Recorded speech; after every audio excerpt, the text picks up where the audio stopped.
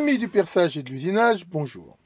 Il y a quelque temps, je vous avais présenté ce petit étau là, monté sur une petite table croisée, et que ma foi j'avais trouvé plutôt sympathique, et j'avais à l'époque l'intention de le mettre sur ma perceuse.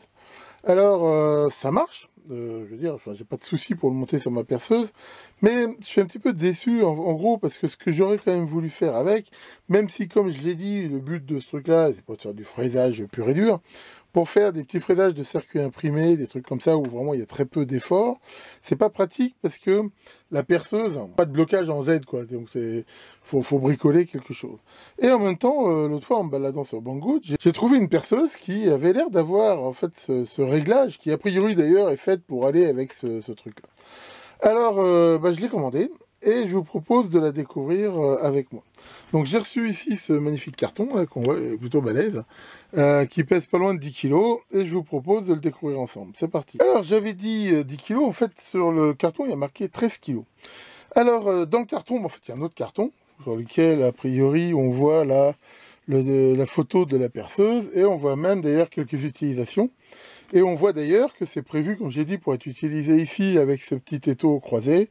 On peut mettre un simple étau de perçage, voire même cette table croisée, là d'ailleurs, je l'ai aussi, je crois, celle-là. Et que je vous, éventuellement, donc là on voit même que quelque part ils font un peu de fraisage avec. Bon, encore une fois, je pense qu'il ne faut pas s'attendre à faire du fraisage de la mort et que c'est assez léger. Bon, faut dire ce qu'il est, c'est pas évident à déballer. Alors à l'intérieur, on a cette super coque, double coque là en polystyrène. Alors on peut déjà voir là un petit sachet qui manifestement contient différentes clés, la clé de mandrin, apparemment des charbons de rechange pour le moteur, ce qui est ma foi une bonne idée, et la notice, on va regarder ça. Là on a le poignet en fait, hein. Et là le socle qui ma foi est assez lourd, qui a l'air d'être en fonte a priori. Donc qui va servir de socle. Qu'il soit lourd est bien sûr une bonne chose. Voilà, et on va pouvoir maintenant, je pense, à l'intérieur découvrir la perceuse. Donc là, on va ouvrir. Et voilà, là on voit la colonne qui a priori est toute montée. Là, je ne sais pas si on voit bien. Et qu'il va falloir fixer, je pense tout simplement, là sur le socle grâce à ces 3 vis BTR. Donc je vais faire ça et on regarde ça de plus près. Bon voilà, j'ai fini de monter la perceuse complète. Alors pour la monter c'est très simple. En gros il faut en effet bien fixer ici ces 3 vis là, c'est vraiment facile. Avant de le mettre j'ai même mis un petit peu d'huile, je veux dire entre les deux là pour être sûr que ça ne s'oxyde pas. Ensuite il faut monter la poignée vissée là-dedans, c'est très simple. La poignée là de cette manivelle. Et puis, ma foi, c'est à peu près tout. Alors, comme on peut le voir, c'est assez simple d'emploi. Là, il y a ces 2 vis-là qui permettent de régler globalement la hauteur qu'on veut. Ensuite, et c'est ça en effet qui m'intéressait, on voit là le côté de réglage de façon fixe, voilà, on va dire à l'axe Z quelque part, voilà. Sachant qu'on peut aussi bien sûr l'utiliser, voilà, de façon sensitive, voilà, comme ça, avec la poignée. Et on a ici une butée réglable qui est d'ailleurs aussi graduée en millimètres, qui permet voilà, de s'y retrouver. Donc là on a ce mandrin qui va de 3 à 16 mm. Et là donc le corps de la perceuse. Alors il n'y a pas de vitesse mécanique, il y a juste un variateur électronique. Alors, par contre c'est assez bruyant, alors allons-y, on va faire un essai. Voilà. Donc là c'est vitesse minimum. Et maximum.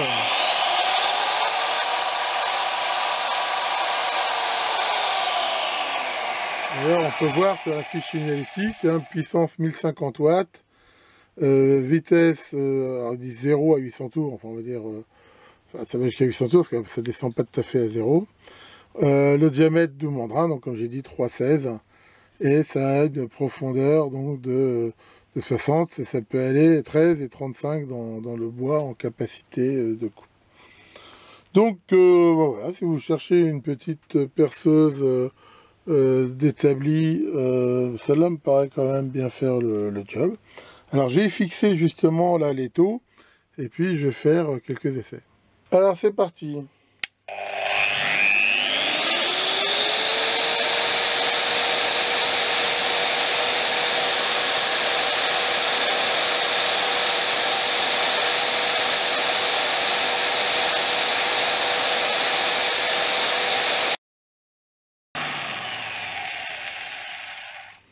Bon, bah, ça fait le job. Attention, il y a un effet d'optique parce qu'il y avait cette espèce de rainure dessus. Mais les trous sont très bien alignés, hein. D'ailleurs, on le voit bien si on les regarde de ce côté-là. Voilà. Donc, bah non, ça fait plutôt bien le job. Alors, c'est vrai que ça va pas tellement vite à fond. Mais maintenant, enfin voilà, tout dépend de ce qu'on veut faire. Donc ça, c'est pas mal. Alors, ce qu'on va faire maintenant, tiens, c'est quand même un petit essai de fraisage, justement, dans du plastique. Voir si ça le fait ou pas. Voilà, donc là, j'ai mis une fraise dedans, coupe au centre, hein, c'est-à-dire qu'on peut attaquer directement en plongeant comme ça. Une fraise de 6 et un petit bout de plastique. Et on va faire un essai, voir si on peut fraiser. Donc là, bien sûr, il ne faut pas aller trop vite pour pas fondre. Alors, allons-y.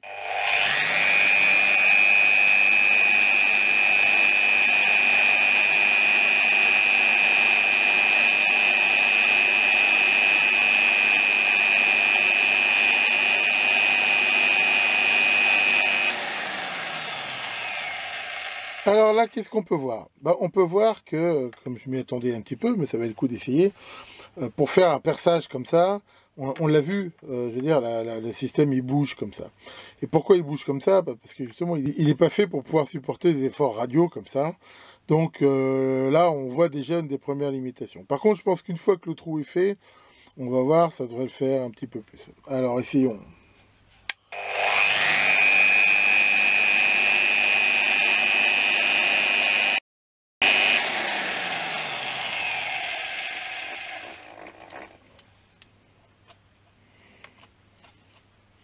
Voilà, alors, résultat des courses. Le résultat des courses, bah, on peut voir que le fraisage ici, il n'est pas si mal que ça.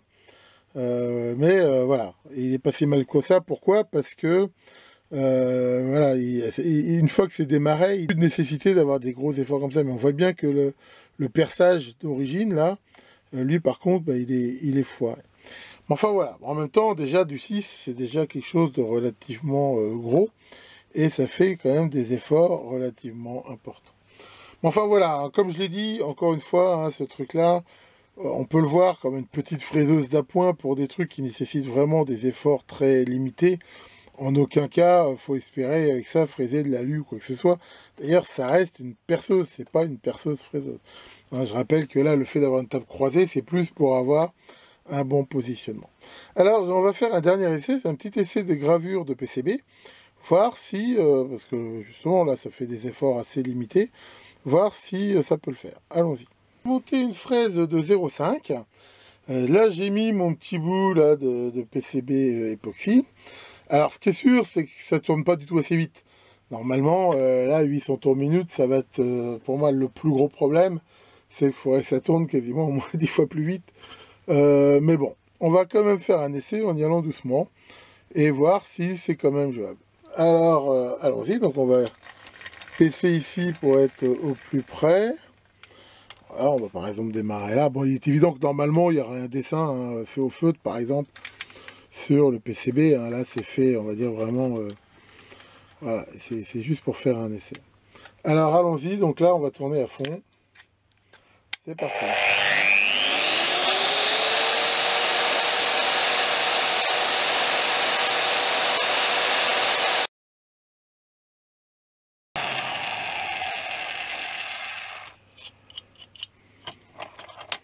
Bien.